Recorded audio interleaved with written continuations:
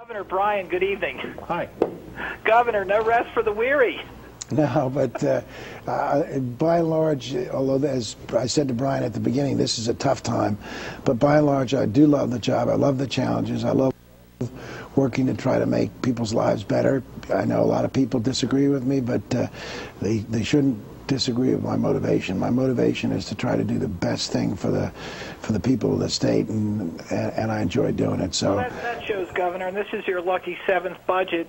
And my question has to do with taxing Marcellus shale natural gas. We're sitting on top of over 500 trillion cubic feet of natural gas, an incredible resource in this state.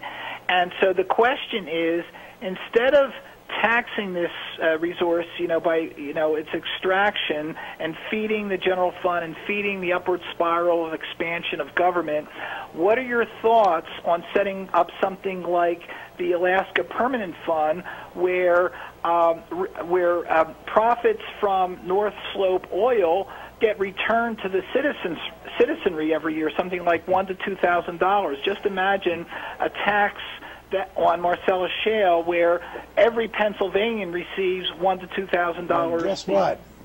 Alaska ain't sending out any rebate checks this year, because Alaska's been hit by the same tough economy as every state in the union. There are no rebate checks going out this year. And look, every state that has the shale has imposed an extraction tax. And I don't know if you heard the beginning of the program. I called the West Virginia Governor Joe Manchin, because they've, Brian, imposed an extraction tax fairly recently. And I said, Joe, did that slow down the drilling? And he said, absolutely not. The drilling is still proceeded wildly. Maybe someday our budget will be in good enough shape that we can do what you suggest, but not now.